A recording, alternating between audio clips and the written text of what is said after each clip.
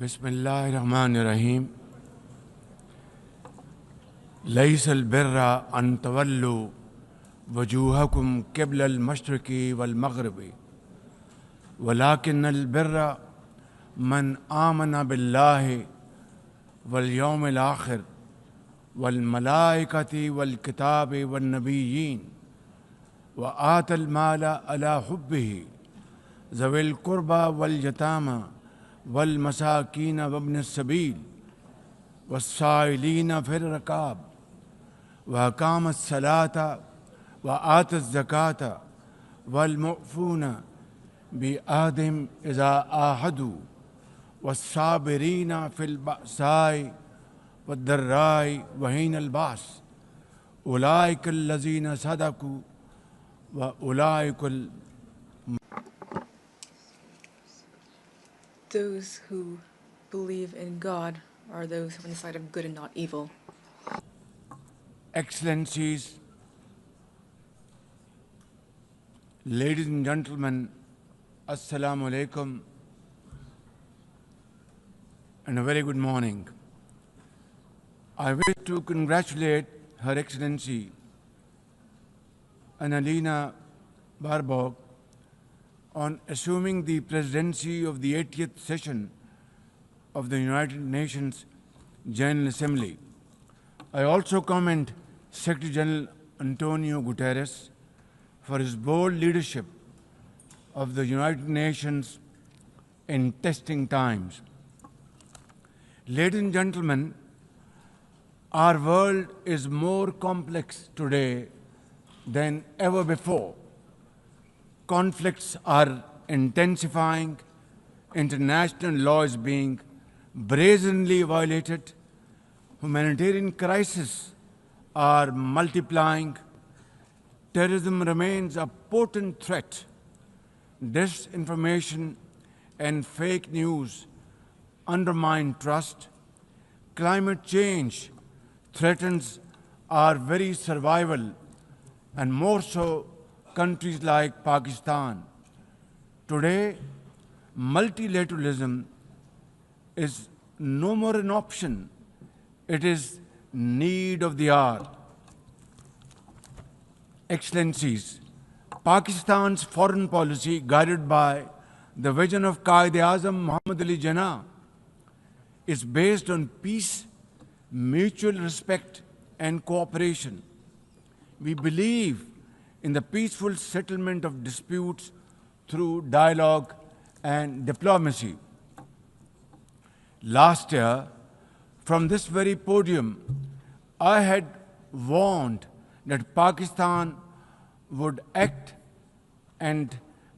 most decisively against any external aggression. Those words of mine proved true. I hope it didn't. But then that is destiny. When in May this year, my country confronted unprovoked aggression from our eastern front, the enemy came shrouded in arrogance. We sent them back in humiliation, delivering our bloody nose. Excellencies, India sought to extract political gains from a human tragedy by spurning my sincere offer of an independent international investigation into the Pahalgam incident.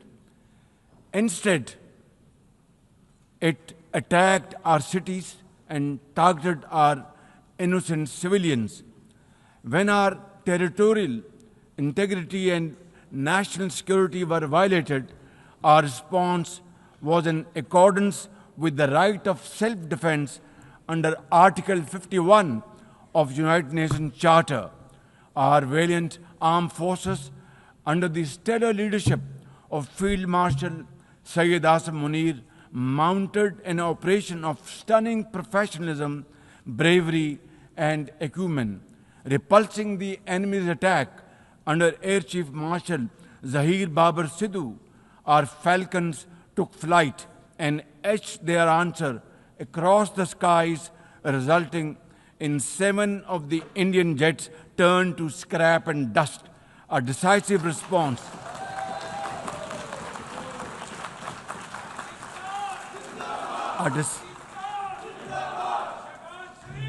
A decisive response to the aggressor that will echo through the annals of history. To the fearless architects of this victory, to every officer and soldier, heirs of our martyrs, their names are forever engraved in glory. To mothers of our martyrs, their courage guides our path forward, and their sacrifice shall never be in vain, inshallah, God willing.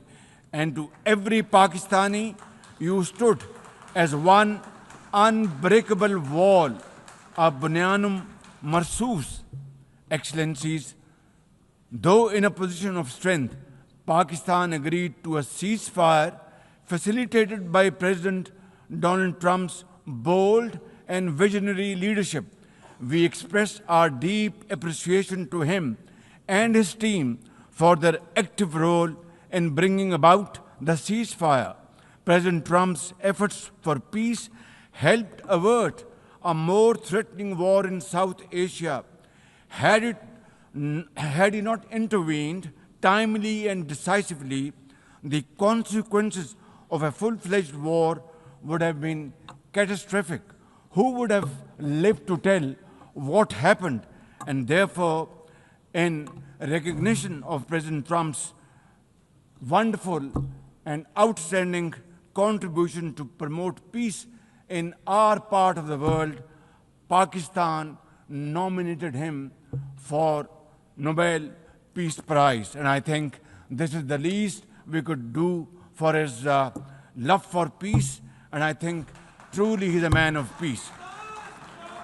Ladies and gentlemen, we're also grateful to our friends and partners, including China, Turkey, Saudi Arabia, Qatar, Azerbaijan, Iran, UAE, and of course, UN Secretary General for extending their diplomatic support to Pakistan at this crucial time. Excellencies, we have won the war, and now we seek to win peace in our part of the world. And this is my most sincere and serious offer before this August Assembly of the World Nations. Pakistan stands ready for a composite, comprehensive, and result-oriented dialogue with India on all outstanding issues. South Asia requires, ladies and gentlemen, proactive rather than provocative leadership. India's unilateral and illegal attempt to hold the Indus Water Treaty in abeyance defies the provisions of the treaty itself, as well as the norms of international law.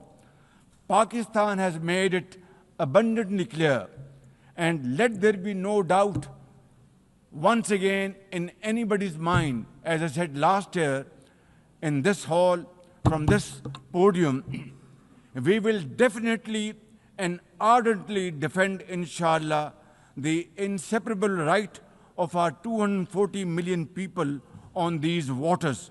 To us, any violation of this Indus Treaty represents an act of war. Ladies and gentlemen, through this august House, I wish to assure the Kashmiri people that I stand with them. The people of Pakistan stand with them. And one day soon, inshallah, India's tyranny in Kashmir will come to a grinding halt. Kashmir will gain its fundamental right to self-determination through an impartial plebiscite under the auspices of this very organization, United Nations. Excellencies, the plight of the Palestinian people is one of the most heart-wrenching tragedies of our times. This prolonged injustice is a stain on the global conscience and our collective moral failure. For nearly 80 years, the Palestinians have courageously endured Israel's brutal occupation of their homeland in the West Bank. Each passing day brings new brutality, illegal settlers who terrorize and kill with impunity, and nobody can challenge them and question them. And in Gaza, Israel's genocidal onslaught has unleashed unspeakable terror upon women and children in a manner we have not witnessed in annals of history. In blind pursuit of its nefarious goals, the Israeli leadership has unleashed a shameful campaign against the innocent Palestinians, which history will always remember as one of its darkest chapters. But speak we must, Madam President, we must speak and speak loud and clear. Our words are too little, too late for Hind Rajab, a child, nay, a little baby. We have all heard her trembling voice on that phone call, which little Hind made as she struggled to stay alive under Israeli onslaught and atrocities. Can you imagine that little girl, Hind Rajab, as if she was our daughter? Can you imagine not having the compassion to spare her life? My agony and the agony of the entire Muslim Ummah, indeed, I think, the agony of all the nations on the planet is that we failed Hind Rajab, and she will not forgive us in this world and the world hereafter. As they say, ladies and gentlemen, the smallest coffins are the heaviest to carry. I, for one, would know, for I too carried the tiny coffin of a 7-year-old Irtiza Abbas during the recent confrontation with India. He was only 6 years old. Therefore, we cannot and we must not fail these children of Gaza or any child anywhere in the world. We must find a path to a ceasefire now and just now. Pakistan firmly supports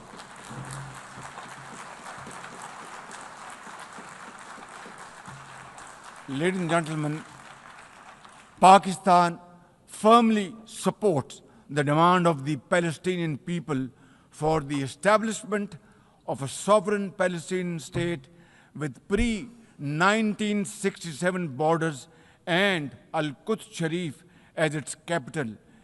Palestine can no longer remain under Israeli shackles. It must be liberated, and liberated with full commitment and with full force.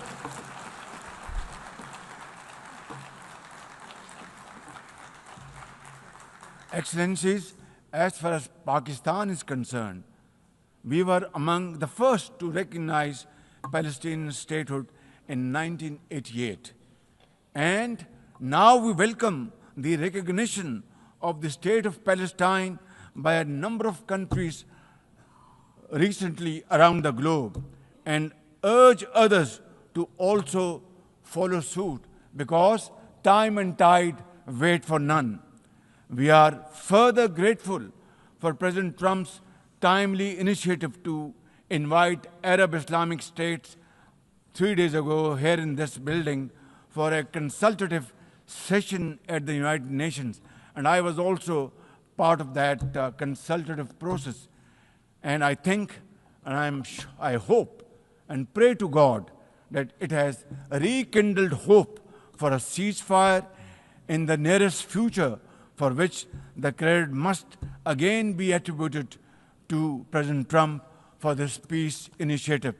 Excellencies, Israel's recent attack on Doha and its continued violations of the sovereignty and territorial integrity of numerous countries is reflective of its rogue behavior. Pakistan stands unwaveringly with our brothers and sisters in Qatar. we also support all efforts for a peaceful resolution of the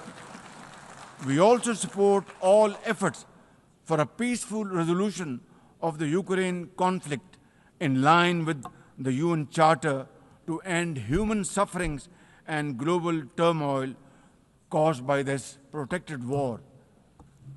Madam President, Pakistan condemns terrorism in all its forms and manifestations. For over 2 decades, Pakistan has been at the front line of global counter-terrorism efforts, having suffered over 90,000 people. We lost 90,000 people of our country, babies, children, mothers, sisters, brothers, elderly people, doctors, engineers, and also suffered economic loss of $150 billion. Please tell me, put your hand on your heart, that what can be a bigger manifestation of our commitment to fight terrorism and erase it not only from the face of Pakistan, but from the face of this global world. And I believe a man killed in New York is a man killed in Lahore, a man killed in Islamabad is a man killed in London. It's a global village. So I think unless and until terrorism is defeated hands down, this world will not be a peaceful place to live. And for that, Pakistan's sacrifices are probably the biggest around the globe. It must be respected and appreciated because we are a bulwark. Had these terrorists not been encountered by us, they would have been roaming on the streets of New York and London and God knows far east. So I think this is our humble contribution, not only for the people of Pakistan, but the people all over the world. Today we face externally sponsored terrorism, particularly from foreign-funded groups such as the TTP, Fitna al-Khawarij, Fitna al-Hindustan, BLA, and its Majid Brigade. Operating from Afghan soil, these groups are responsible for some of the most heinous attacks inside Pakistan, including the dastardly Jafar Express train incident earlier this year, which was, the train was hijacked and 400 people were kept for days and weeks. And mercifully, by Allah Almighty's grace, our armed forces and law enforcing agencies were able to recover them. Now, as an immediate neighbor and a brotherly country of Afghanistan, Pakistan has a direct stake in a peaceful Afghanistan. We believe that the key to development and prosperity lies in regional stability and connectivity. Pakistan continues to engage with all partners to extend humanitarian assistance, promote economic recovery, and encourage inclusive political framework in Afghanistan. The interim Afghan government must, however, uphold human rights, including women's rights. Above all, we expect that Afghan interim government to take effective action against terrorist groups and to ensure that Afghan soil is not used for terrorism against any country. Ladies and gentlemen, there must be no space for hate speech, discrimination, or violence against any person or against any religion. Hate-driven ideologies such as India's Hindutva-driven extremism pose a danger to the entire world. While there is growing recognition of the dangers posed by Islamophobia, the imperative of effectively combating this menace can hardly be overemphasized. Pakistan welcomes the appointment of a UN Special Envoy to combat this scourge. Ladies and gentlemen, while we are confronted with the climate crisis, it demands the most urgent collective action. In 2022, Pakistan faced massive floods of humongous proportions that caused huge losses amounting to $34 billion and many valuable lives lost. This year again, we are dealing with another mega flood with thousands of villages washed away from the face of the earth. millions of people displaced, more than 1,000 killed, and billions of dollars of crop, livestock, and property washed away, lost to flood waters. Our nation stands united in these testing times, and we are dealing with this natural calamity with remarkable resilience by the grace of God.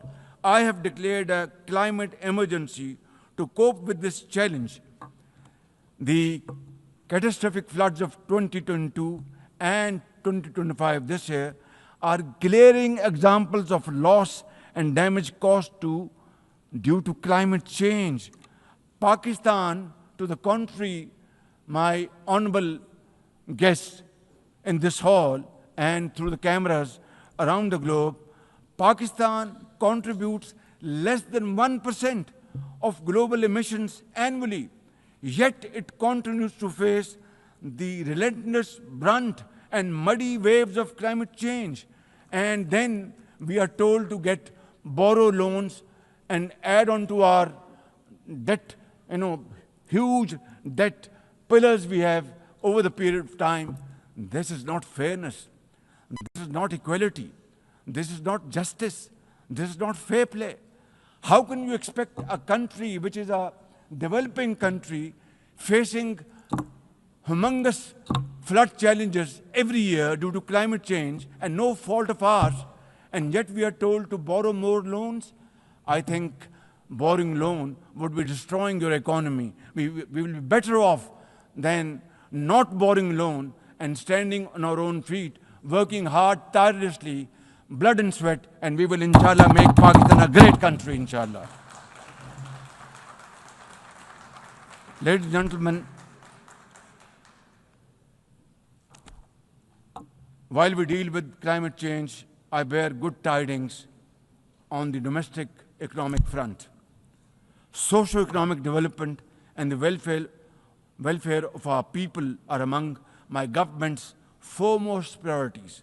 We have successfully implemented deep-rooted structural macroeconomic reforms, modernized and broadened our taxation system, intensified efforts to mobilize productive investment, and embraced digitization, AI, and crypto as the tools of the future.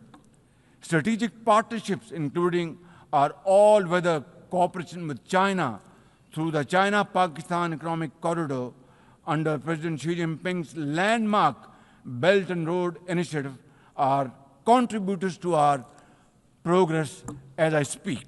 I admire the vision and foresight of President Xi Jinping, whose recently launched Global Governance Initiative, along with other global initiatives, offers a comprehensive framework for a more just, fair, and inclusive development.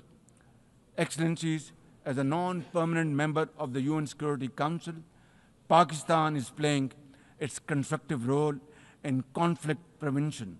The unanimous adoption of Resolution 2788 under our presidency of the Council has renewed our collective commitment to multilateralism, respect for the UN Charter, and effective implementation of UN Security Council resolutions. Excellencies, at the end, let me assure you that Pakistan will always stand for peace, justice, and development, for a revitalized United Nations, and for cooperative and multilateralism that is fair and inclusive and delivers for all. Therefore, let this 80th anniversary not simply commemorate history, let us make history and chart a future for the next 80 years with these United Nations as enduring hope for global good. Let us truly strive to become better together. Thank you very much. United Nations, long live. God bless you.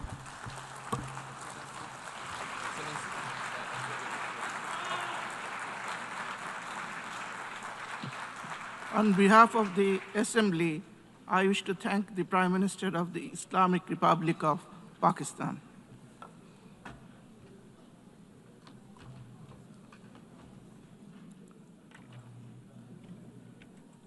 The Assembly will now hear an address by His Excellency Li Qiang, Premier of the State Council of the People's Republic of China. I request Protocol to